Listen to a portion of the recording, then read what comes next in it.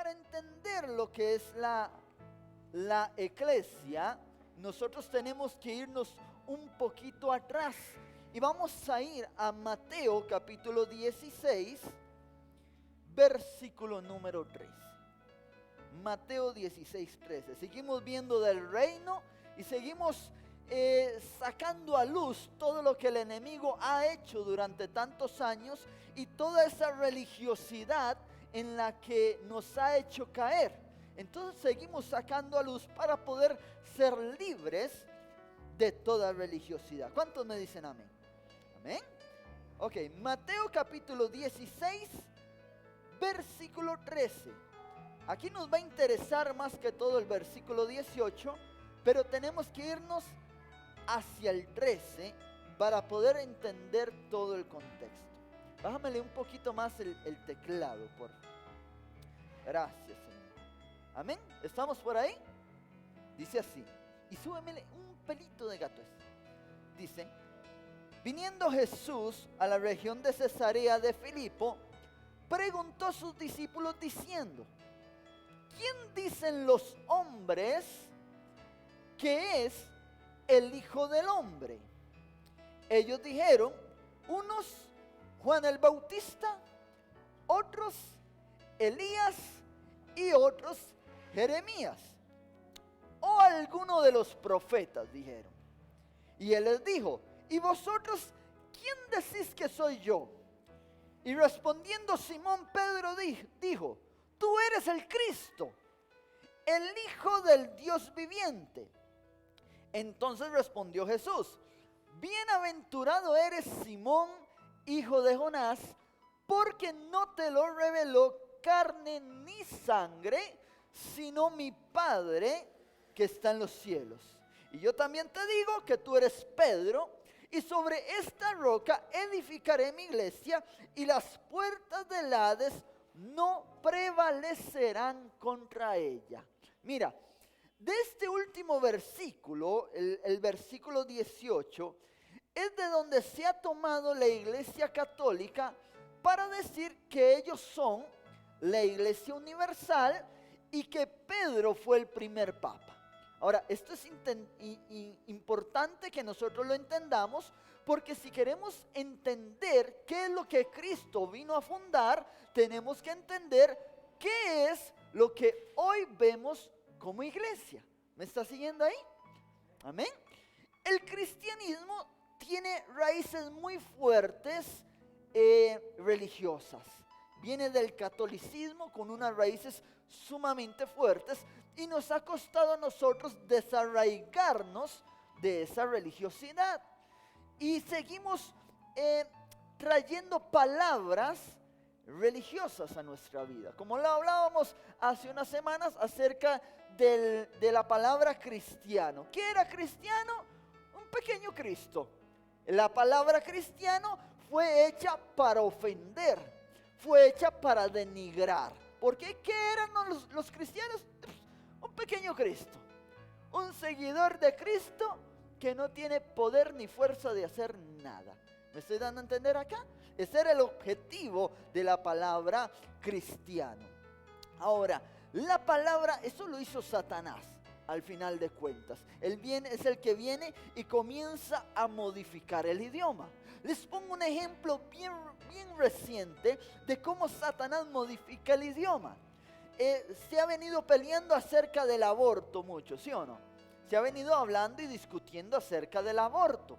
Pero resulta que cuando a ti se te dice aborto, tú ya piensas en muerte, tú piensas en sangre, tú piensas en dolor, tú piensas en muchas cosas muy feas. Hay algunos que incluso visualizan al bebé despedazado ya, porque eso es el aborto.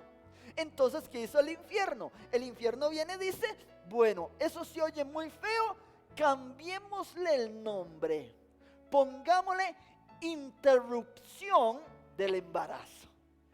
Como si eso fuera un botón, un apagador que usted enciende y apaga. Eso es un interruptor. Entonces el enemigo viene y dice: vamos a decir interrupción del embarazo. Ya no suena tan feo, ya no se ve como aborto. Y así el enemigo ha venido cambiando el idioma y las palabras en muchas áreas, durante muchos años. Y la iglesia es una palabra que el enemigo ha usado y ha cambiado para que nosotros lo veamos como un término religioso. Y la palabra iglesia no es un término religioso. Mira, ¿qué dicen ahora? Según la Real Academia, ¿qué es la iglesia? Dice así: se denomina iglesia al conjunto de fieles unidos por una misma fe y que celebran las mismas doctrinas religiosas. También es el edificio que consagran a Dios y en el que le dedican culto. Vuelvo y repito. Bájamele un poquito más el teclado. Se denomina iglesia el conjunto de fieles unidos por una misma fe y que celebran las mismas doctrinas religiosas. También es el edificio que consagran a Dios y en el que se le dedica culto. Ahora, la Iglesia Católica malinterpretó este versículo, el versículo número 18, de una manera tremenda, pero garrafal. Porque ellos lo leyeron de esta manera. Deyanira, venga un momento para acá, para ponerla de ejemplo. Venga para acá, venga para acá. De por sí viene muy bonita. Entonces, como viene tan elegante, vamos a ponerla de ejemplo. Mira, ¿qué fue lo que hizo la iglesia? La iglesia católica lo leyó así. Aquí estaba Pedro, entonces se lo voy a traer todo acá. Dice el 13, viniendo Jesús a Cesarea de Filipo, preguntó a sus discípulos diciendo: ¿quién dicen los hombres que es el Hijo del Hombre? Entonces ellos dijeron, ahí estaban los discípulos, unos dijeron Juan el Bautista, otros dijeron dicen que eres Elías, otros dijeron yo escuché que eres Jeremías, y otros decían eres alguno de los profetas. Y él les dijo, ¿y vosotros quién decís que soy yo? Entonces salió Pedro, aquí representado, y dijo, tú eres el Cristo, el Hijo del Dios viviente. Entonces Jesús le respondió, bienaventurado eres Simón, hijo de Jonás, porque no te lo reveló carne ni sangre, sino mi Padre que está en los cielos. Oído acá. Y la Iglesia Católica ve este último versículo así: y yo también te digo que tú eres Pedro, y sobre esta roca, o sea, como si estuviera viendo a los discípulos, ¿me está siguiendo? Yo también te digo que tú eres Pedro, y para que lo sepan, faltó ahí poner, sobre esta roca voy a edificar mi iglesia. Esa es la interpretación que la Iglesia Católica le dio por muchos años, y dijo, este es el primer papa y esto es la iglesia. Ahora, tenemos que ver entonces cuál es la interpretación real que se le está dando. Gracias, Deyanira. ¿Cuál es la interpretación real que le da la Biblia? Hay unos que lo interpretan de esta manera. Se van al original y en el original dice así: yo también te digo que tú eres Petro. Vamos a ver. Sí, que tú eres Petro. Petro quiere decir piedra. ¿Recuerda cuando Jesús conoció a Simón? Le dijo, tú eres Simón, tú serás llamado Cefas, que quiere decir Pedro, que quiere decir piedra. ¿Me está siguiendo por ahí? Entonces tú serás llamado. Le estaba hablando en un tiempo futuro. Es decir, tu nombre te va a ser cambiado de Simón, que Simón significa inconstante, a Petra, que quiere decir roca, que quiere decir piedra. ¿Me estoy dando a entender? Entonces también le dijo, tú eres Pedro, y que Pedro es, perdón, me estoy haciendo un poquito de bolas. Roca es Petra y Pedro es, ay padre, ¿cómo era? Petro, ¿verdad? Cierto, gracias. Petro, que quiere decir piedra. Entonces la otra parte dice, y sobre esta roca, roca quiere decir Petra, y Petra es una masa rocosa. ¿Me doy a entender? Entonces de cierto te digo que tú eres Petro, y sobre esta Petra edificaré mi iglesia. Ahora, ¿cómo sabemos realmente que estaba hablando de Jesús? Mira lo que dice Mateo capítulo 7 versículo 24. Mateo 7, 24. ¿Lo tenemos? Dice así: cualquiera pues que oye estas palabras y las hace, le compararé a un hombre prudente que edificó su casa sobre la roca. En el original la palabra roca aquí es la palabra Petra. Descendió lluvia y vinieron vientos y soplaron bien. Oye, estoy tremendo. Descendió lluvia y vinieron ríos y soplaron vientos y golpearon contra aquella casa y no cayó porque estaba fundada ¿sobre quién? Sobre la roca, nuevamente sobre la Petra. ¿Quién es esa roca? ¿Quién es esa Petra? Es Cristo Jesús. Amén.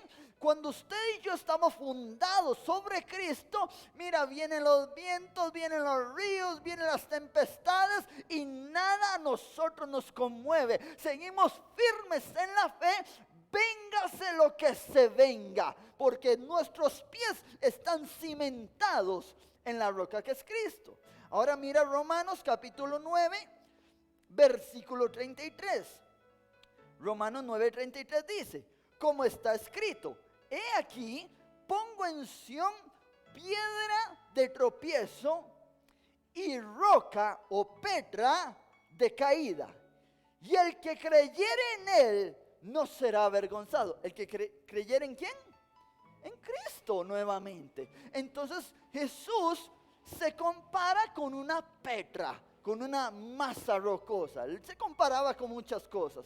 En un momento decía: yo soy la puerta, yo soy el camino, yo soy el agua de vida, yo soy la piedra angular, también lo decía, la roca. Entonces cuando está hablando acá con Pedro, está hablando acerca de él mismo. ¿Me sigue por ahí? Entonces lo volvemos a repasar, porque esta es la manera como mucha gente lo ha interpretado esta palabra, que está bien, no está mal, pero aún hay más interpretación sobre eso. Vuelvo y repito, dice el 18: y yo también te digo que tú eres Petro, que tú eres una piedra, y sobre esta Petra, que era Jesús, edificaré mi iglesia. ¿Estamos ahí entendidos? Más claro ni el agua. Pero hay aún más claridad sobre esto. Cuando nosotros leemos la Biblia, siempre tenemos que leer todo el contexto de lo que está hablando. No podemos interpretar solo un pequeño texto, un pequeño párrafo, sino que hay que leer todo el contexto. Vamos nuevamente al versículo 13. Viniendo Jesús a la región de Cesarea de Filipo, preguntó a sus discípulos diciendo: ¿quién dicen los hombres que es el Hijo del Hombre? Unos decían Juan el Bautista, otros Elías, otros Jeremías o alguno de los profetas. Y él, o sea Jesús, les dijo: ¿y ustedes quién dicen que soy yo? Ahí saltó Pedro. Entre todos los discípulos, Pedro salta y dice así, respondiendo, ¿quién dice? Simón Pedro, importante, cada palabra en la Biblia. Respondiendo Simón Pedro dijo: tú eres el Cristo, el Hijo del Dios viviente. El Cristo acá también se traduce como Mesías. Mesías quiere decir el Rey ungido de Dios. ¿Me está siguiendo? Estamos hablando del reino. Amén. Entonces, ¿qué pasa? Simón entendió que Cristo era el Rey enviado de parte de Dios acá a la tierra. Entonces, dice el 17, entonces le respondió Jesús: bienaventurado eres, ¿qué dice? Simón, hijo de Jonás. ¿De qué está hablando Jesús ahí? Le está señalando toda su humanidad. ¿Me sigue? Bienaventurado eres, Simón, hijo de Jonás. Y mira lo que dice: porque no te lo reveló carne ni sangre, sino ¿quién? Mi Padre que está en los cielos. Es decir, que Simón entendiera que Jesús era el Cristo fue porque el Padre se lo reveló a él. Tuvo el entendimiento claro, el conocimiento claro de que él era el Mesías, era el Rey ungido. Eso lo entendió. Entonces le dijo: bienaventurado eres, Simón, hijo de Jonás, porque no te lo reveló ni carne ni sangre, sino mi Padre que está en los cielos. Y dice el 18: y yo también te digo que tú eres Pedro. ¿Qué quiere decir eso? Mira la frase de Jesús. Primero, Simón tiene una revelación. Y Simón dice: tú eres el Cristo. Ahora sí ya lo entendí. Y Jesús le dice: eso te lo reveló mi Padre. Y también te digo una cosa, Simoncito. Tú eres Pedro. ¿Qué quiere decir eso? Tú no naciste para ser un inconstante, sino que tú naciste para ser una roca. Recuerda, en el principio Jesús le dijo: tú serás llamado Cefas, serás llamado Pedro. ¿Qué estaba diciendo Jesús? Jesús le estaba diciendo a Simón lo que Dios le había dicho que él iba a hacer. Es decir, él iba a dejar de ser un inconstante para llegar a ser un hombre firme, una roca firme. Y cuando nosotros vemos que viene Pentecostés y viene el Espíritu Santo, usted se da cuenta que el nombre de Simón desaparece. Y nunca más se vuelve a nombrar Simón, solo Pedro. ¿Me está siguiendo? ¿Por qué? Porque esa era la identidad real que él tenía. ¿Quién le reveló a Jesús que Simón iba a ser Pedro? El Padre. ¿Y quién le reveló a Pedro que Jesús era el Cristo? El Padre. ¿Me está siguiendo por ahí? Entonces es un asunto de revelación. A ti Dios te dijo eso, y a mí también me dijo que tú eres Pedro. Y ahora, Pedrito, te cuento que sobre esta Petra voy a edificar mi iglesia. Está tremendo eso. Entonces ya hay lo que es la idea del catolicismo cae por la propia palabra, por su propio peso. Ahora, a nosotros nos enseñaron que esto era la iglesia, que Pedro ahí estaba y él fue el primer papa y de ahí nació la iglesia. Vuelvo a repetir, que es la iglesia: un conjunto de fieles unidos por una misma fe en la que celebran las mismas enseñanzas religiosas. Pero el que fundó la iglesia fue Cristo. ¿Me está siguiendo? Entonces Cristo no funda lo mismo que todos los demás. Él hace todas las cosas nuevas y las hace diferentes. ¿Qué había en los tiempos de Cristo? En los tiempos de Cristo lo que había era el templo, que era un lugar muy grande, y también habían sinagogas. Ahora, esto es interesante. ¿Qué se hacía en el templo en los tiempos de Cristo? En el templo se oraba, oído, se adoraba, se hacían sacrificios de sangre, traían los animales, los corderos, los sacrificaban, y también se enseñaba la palabra. ¿Qué se hacía en las sinagogas? En las sinagogas se oraba, en las sinagogas se adoraba y también se enseñaba la palabra. No habían sacrificios, pero se enseñaba la palabra. Ahora, en la sinagoga y en el templo, lo que venían era un grupo de personas unidas por una misma fe que enseñaban las mismas doctrinas. ¿Me está siguiendo? ¿De qué hablaban en el templo? De Dios. Del Dios que usted y yo conocemos. ¿De qué hablaban en la sinagoga? De Dios. El mismo que usted y yo conocemos. Entonces, si el templo es una iglesia y la sinagoga es una iglesia, ¿por qué Jesús viene a edificar una iglesia? No tiene sentido, ¿verdad que no? Si esa es la definición verdadera de iglesia, un lugar donde se reúne un grupo de personas de una misma fe bajo las mismas enseñanzas. Eso es iglesia, dijo el mundo. Pero era lo mismo que se hacía en el templo, era lo mismo que se hacía en la sinagoga. Entonces, ¿qué hizo Jesús? ¿Hizo lo mismo con un nombre diferente? No, porque Él dijo, sobre esta Petra voy a edificar, eso quiere decir, voy a comenzar a construir mi iglesia. Entonces vemos que el significado no nos calza. Porque lo que quiere el enemigo es hacer lo mismo de siempre. Que este cristianismo, que la palabra del reino llegara a ser una religión más. Es decir, los budistas se congregan y tienen iglesia. Si están ahí los budistas en un mismo lugar, están dando las enseñanzas de Buda, eso es la iglesia. Los hinduistas hacen lo mismo, se reúnen en un lugar y eso es iglesia. Los islámicos se reúnen en un lugar y eso es iglesia. Así cada una de las religiones que se reúnan en cualquier lugar a tener sus enseñanzas están siendo iglesia. Mira qué interesante. Ahora, otra cosa muy interesante. En el Antiguo Testamento no existía la iglesia. Usted puede leer y estudiar todo el Antiguo Testamento y no había ni iglesia ni sinagogas. Lo que había era el templo. En el tiempo de Cristo, ahí había el templo y estaban las sinagogas.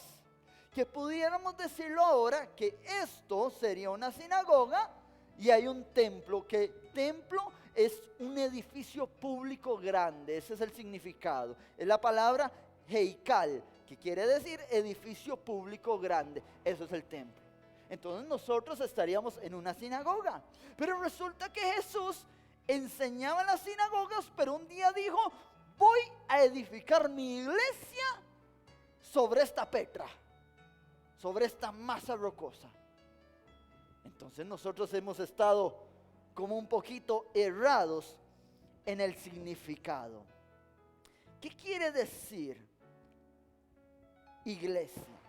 La palabra iglesia viene del griego y quiere decir eclesia, lo que hablábamos ahora al principio, que es una E, 2K de kilo, iglesia, eclesia.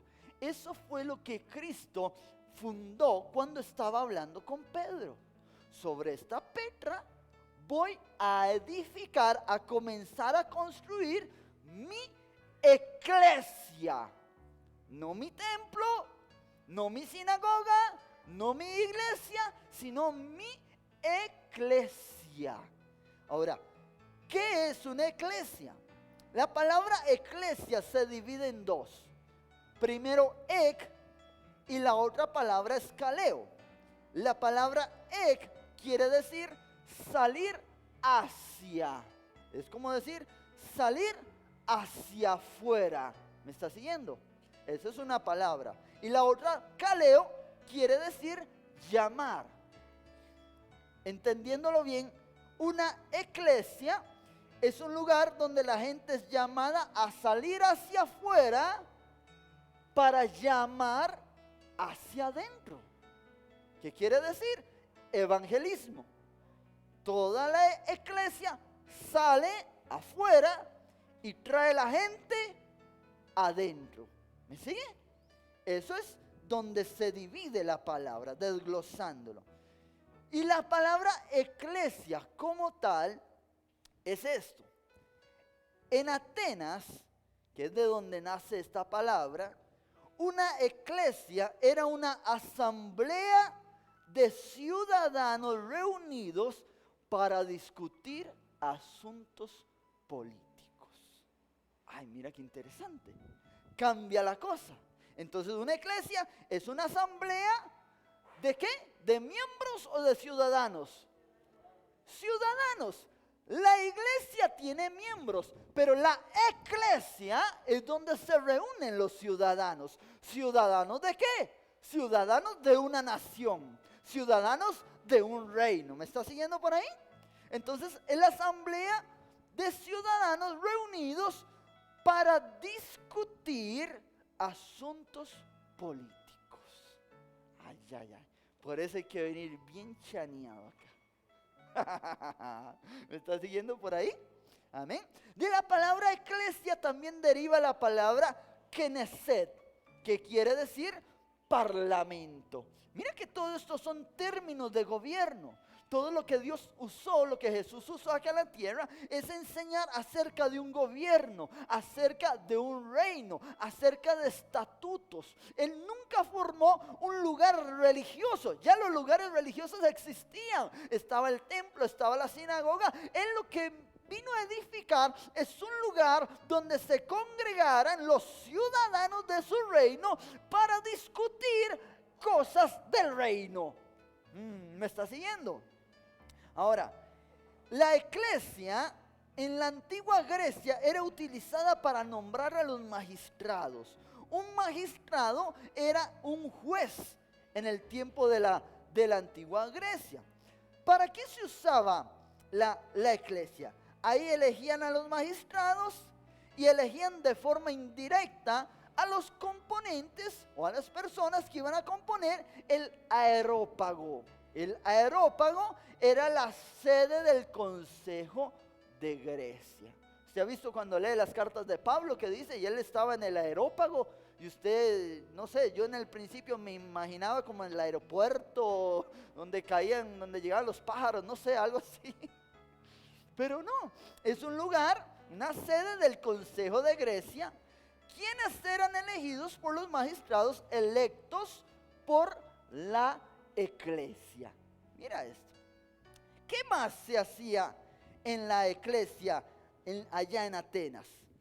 Se firmaba la paz, poseía la facultad de llamar a los magistrados y hacerlos rendir cuentas al final del año de su mandato, pero también, mira esto, hacían declaraciones de guerra en la iglesia. Se firmaba la declaración de guerra y se hacía la estrategia militar. Mira eso. También había elección de estrategas y otros oficiales. Pero dos puntos importantes. En la iglesia se hacía la declaración de guerra y también se formaba la estrategia militar. Ahora estamos hablando de que aquí hay dos bandos.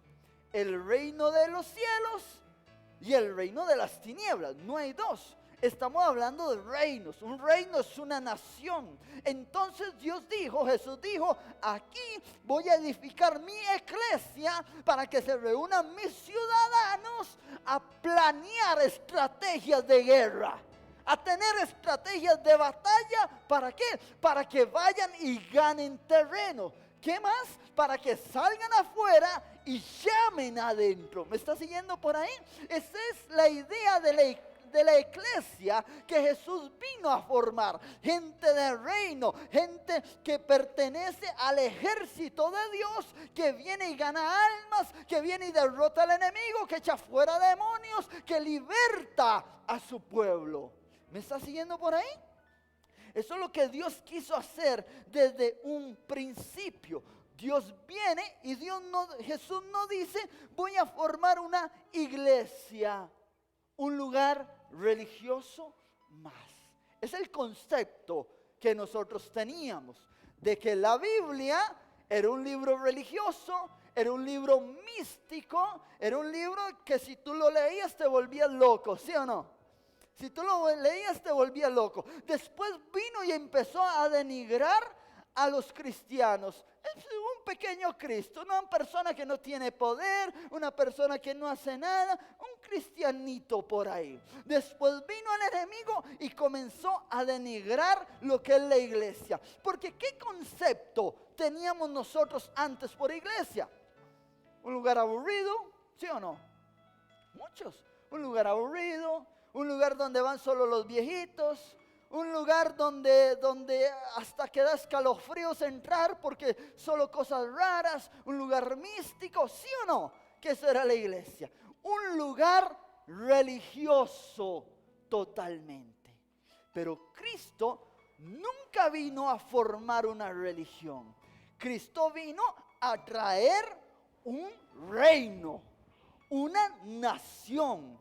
Y entonces Jesús dice, hay templos, hay sinagogas, pero yo necesito un lugar para que se reúnan los miembros del consejo del reino acá en la tierra.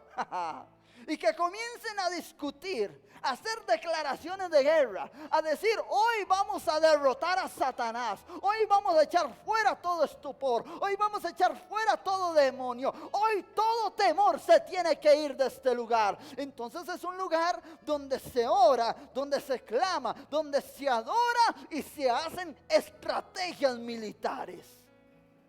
Bueno, vamos a salir a conquistar tal lugar. Vamos a salir a ganar tal territorio. Vamos a salir a ganarlos, ¿de a dónde? A sacarlos de las guerras del enemigo, del reino de las tinieblas, y traerlos al reino de la luz. ¿Me está siguiendo por ahí? Amén. ¿Qué mandó Jesús? Jesús mandó a que en la iglesia se reuniera, oído, Él mandó a que en la iglesia se reuniera la levadura. ¡Ay, papá! Él mandó que en la iglesia se reuniera la levadura. ¿Para qué? Para ir y comerse la masa restante. Alguien me tiene que decir amén a eso. Denle un aplauso al Señor por eso. Mira, procura no distraerte. El enemigo está distrayendo. ¿Por qué? Porque él no quiere que usted conozca palabra del reino. Él quiere que sigas ahí con la palabra de simplemente el amor, que está bien, pero no lo es todo. Pero él quiere que sigas ahí con palabras religiosas, que tú no salgas. Cuando hablamos del reino, estamos saliendo de la religiosidad. Y lo que el enemigo va a buscar es robarte la palabra. Porque si tú no la entiendes, él te la roba. De nada sirvió, fue tiempo perdido. Dios quiere que seamos acá levadura que salga a conquistar la masa restante. Eso es lo que Dios quiere. En un principio eso es lo que Dios formó. Pero la iglesia tiene que entender esto para que pueda estar unida. Usted y yo tenemos que entender profundo en el corazón que esto no es un asunto religioso. Porque con la mente religiosa íbamos a la iglesia y decíamos, ya cumplí. Y ya estoy bien, ya cumplí, pastor. Ya fue el domingo, ya no necesito más. Hasta el próximo domingo nos vemos. Dios dice, no, papá, yo no formé nada religioso. El infierno formó la religiosidad. Yo no formé la religiosidad. Yo vengo a traer un reino acá en la tierra. Y el reino es palpable. La religiosidad no se palpa. La religiosidad no se siente y es invisible. El reino se toca. El reino existe. El reino desciende y conquista. Eso es lo que Cristo vino a hacer. Entonces Él dijo, yo ocupo congregarlos en un lugar para que tengan un parlamento, para que tengan magistrados, para que formen estrategias de guerra y expandan el territorio. Eso es lo que Dios quiere. Pero nos cuesta entender eso. Nos cuesta salir de la religiosidad. Los discípulos lo entendieron. Por eso ellos dieron su vida hasta la muerte. Porque ellos entendían que era un asunto de gobierno. Ellos entendían que era un asunto de vida o de muerte, literalmente. A nosotros nos cuesta entender eso. A mí me sorprende cómo habla Jesús. Cómo Él tiene el entendimiento de lo que es la iglesia y la claridad del reino. A mí me sorprende. Porque cuando usted y yo nos sentamos acá, usted y yo hablamos muy fácil. Y yo vengo y te digo, mira, es que yo soy miembro del reino de los cielos. Miembro no, yo soy parte del miembro del reino de los cielos. ¿Usted me lo entiende? ¿Sí o no? Clarito. Y usted me puede decir, pastor, yo también soy ciudadano, yo soy ciudadana del reino de los cielos. ¿Usted me lo dice? ¿Sí o no? Clarito, muy sencillo. ¿Por qué? Porque estamos entre nosotros. Pero salga a la calle y dígale a la gente, es que yo no soy de esta nación, yo no tengo nacionalidad tica. Alguien le va a decir, ah, ¿no? ¿Y qué nacionalidad es usted? Y es difícil que usted le diga, ah, mi nacionalidad no es de este mundo, es del reino de los cielos. Lo más seguro es que se le va a volver y le va a decir, estás chiflado vos. ¿Sí o no? Hablando con cualquier persona de la calle, usted le dice, es que mi nacionalidad no es de acá, yo tengo un reino, yo me reúno en el parlamento. ¿Para dónde está usted? ¿Para dónde va usted? Ah, para la reunión de gobierno. ¿A dónde? Ahí en el centro de avivamiento. Estás loco vos. Para eso vengo chaneado. ¿Por qué viene chaneado? Ah, porque voy para una reunión política. Eso estamos haciendo acá. ¿De qué estamos hablando? De un gobierno. ¿De qué hablamos? De un reino. Hablamos de conquista. Hablamos de que podemos hacer estrategias militares. De eso es lo que se tiene que hablar en la iglesia. ¿Me está siguiendo? Pero aquí es muy fácil. Afuera, no tanto. Jesús sí tenía entendido eso. Jesús llega donde Pilato y empieza a discutir con Pilato. Un hombre de respeto.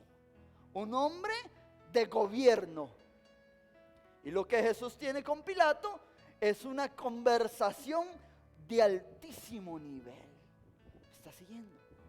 En un momento el Pilato le dice, ahí parafraseándolo, ah, entonces tú dices que tú eres rey. ¿Y qué le responde Jesús? Tú mismo lo has dicho. Pero mira lo que le dice a Pilato. Pero mi reino no es de esta tierra.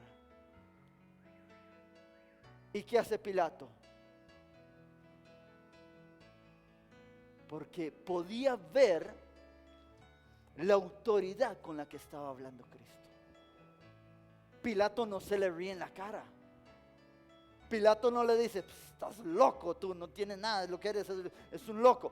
Pilato no le dice nada. Pilato se queda callado. Porque Pilato dijo, este hombre está hablando en serio. Estamos hablando hace más de 2000 años. Ahorita lo hablamos, pero ahorita más de uno dice, es que yo vengo de Marte, las mujeres vienen de Venus. Yo vengo de allá, de las Pleiades, vengo yo. Y ahora cuesta más hablarlo. ¿Me está siguiendo? ¿Por qué? Por una falta de identidad en nosotros. Cuando usted y yo lo comprendamos el reino, su vida tiene que ser transformada. Tiene que ser transformada totalmente. Porque cuando uno comprende el reino, uno no se avergüenza en ningún momento, sino que uno le dice a la gente la verdad. Es que usted sí que es raro, usted no va a fiestas, usted no va a bares. Ah, es que mi cultura no me lo permite. Su cultura, pero ¿de dónde es usted? Ah, es que yo soy del reino de los cielos. ¡Ay, papá! Ay, ay, ay. Se te va a quedar con la boca abierta. ¿Qué está diciendo este loco? Pero a Jesús no le importó. Y por eso manifestaba la gloria. Jesús quiere que nosotros nos reunamos en su iglesia para que seamos un parlamento y que hagamos estrategias militares y salgamos a derrotar al diablo. Ay, ay, ay. ¿Dónde está metido el reino de las tinieblas? En todo lado. En todo lado está metido. Pastor, en mi casa no. Ahí no puede entrar. Téngale cuidado. Porque Él se mete por todo lado.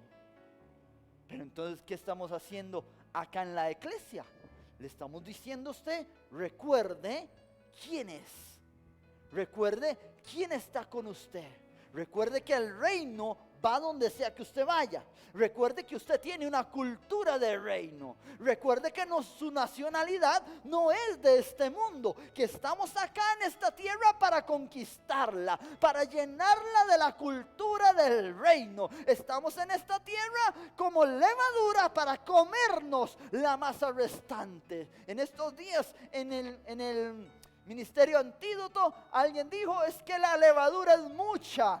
¿Se ve mucha? Claro que sí, la levadura es mucha, pero está muerta. Usted y yo somos poquitos y nos comemos esa masa que queda. Mira, la tierra, el mundo, nos lo tenemos que comer nosotros. Tenemos que expandir el reino al norte, al sur, al este y al oeste. ¿Cuántos me dicen amén a eso? Dale ese aplauso al rey. Mira esto. Nuevamente, Mateo 16:18 dice, y también te digo que tú eres Pedro, y sobre esta roca edificaré mi iglesia. Y luego dice, y las puertas del Hades no prevalecerán contra ella. Eso está interesante también. Como que hay que mascarlo un poquito. Las puertas, me está hablando de puertas del infierno, no van a prevalecer contra la iglesia. ¿Qué quiere decir eso? Las puertas, en ese tiempo, la palabra pule, eso aludía a puertas grandes. En cada ciudad había una gran muralla, ¿lo recuerda usted? Ahí siempre habían grandes murallas que los protegían de los enemigos.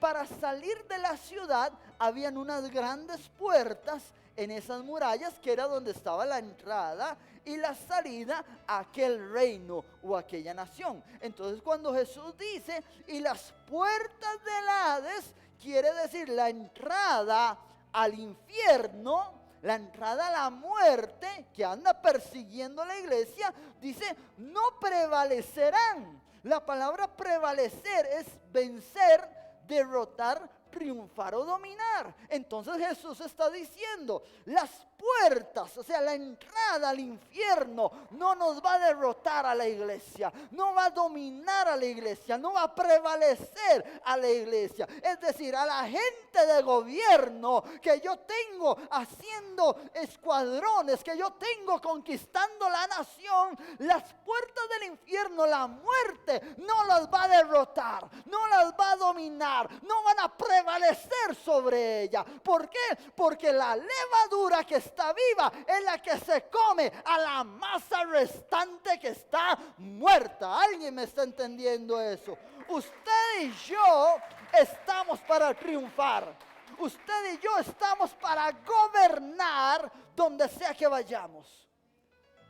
Hay un estatus que usted tiene que es elevadísimo, que usted tal vez no lo ve porque usted dice, no, pero es que a mí me va mal. No, su estatus es un estatus de gobierno. ¿Me está siguiendo? Usted no es cualquier cosa. Dios te ha escogido no como miembro de una iglesia, sino como parte de un reino. Son dos cosas totalmente diferentes. Por muchos años el enemigo hizo ver a la iglesia como lo débil, como el estorbo, como lo poquito. Pero Dios nos ha hecho entender que la iglesia es una entidad de gobierno poderosa, fuerte, que se reúnen para liderar batallas.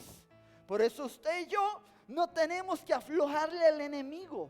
Usted y yo no tenemos que andar con temor, no tenemos que andar con ira, no tenemos que andar con inseguridad, con incertidumbre, porque todo eso es del reino de las tinieblas. Usted y yo, Dios nos ha dado ese dunamis y esa exousia, ese poder para echar fuera todo demonio. Es que hay que entenderlo. Usted y yo somos gente de gobierno, usted y yo somos gente de ejército, parte del ejército. Entonces a usted y a mí nada nos tiene que intimidar, sino que nosotros tenemos que salir y conquistar la nación. ¿Me está siguiendo? Dios quiere levantarte. Dios quiere mostrar lo que hay dentro tuyo. Esto lo hemos venido hablando también en el discipulado de los jueves. Dios quiere mostrarte lo que hay dentro. ¿Qué fue lo que se le dijo a Saúl? El profeta le dijo: ven y mañana te mostraré lo que hay en tu corazón. Mira, en tu corazón hay cosas que tú ni te imaginas. Hay valentía que tú no tienes idea. Hay sueños, hay anhelos que tú tienes que encontrar en tu corazón. Tú no eres cualquier persona. Estamos acá, tenemos cada uno su trabajito en esta tierra, pero usted sabe que usted aquí está por un momento y con una razón para conquistar. ¿Cuántos me dicen amén? Dele ese aplauso al Señor. Gracias, Señor. Gracias, Padre. Y vamos a orar en el nombre de Jesús. Cierra tus ojos. Amado Dios y Padre Celestial, esta mañana te damos gracias porque día a día y semana a semana estás revelando tu reino a nuestra vida. Así como tú le hablaste a los apóstoles acerca del reino, así nos hablas a nosotros, Señor. Comenzamos a entender que tenemos una nacionalidad, que somos personas de reino, que somos personas de gobierno, Señor. Comenzamos a entender más allá de todo lo que la religiosidad nos ha traído, Padre. Señor, y sabemos que toda religiosidad en esta casa ha comenzado a caer y seguirá cayendo hasta que tengamos una libertad total sobre nuestra vida. Padre, así lo creemos y te pedimos que nos sigas revelando el reino a nuestra vida. Te lo pedimos en el nombre de Jesús. Amén, amén y amén. Dale ese aplauso. Gracias, Señor. Amén. Amén. Mira, la próxima semana, lo que el Espíritu de Dios nos va a hablar acerca del gobierno. Ay, ay, ay. Mira, está solo bueno. Usted no se lo puede perder. Véngase porque hay algo tremendo que Dios tiene para usted. Amén. Dios me los bendiga, iglesia. Les amamos mucho y a seguir adelante en Cristo. Amén. Grito de júbilo. Vamos con los pies y vamos.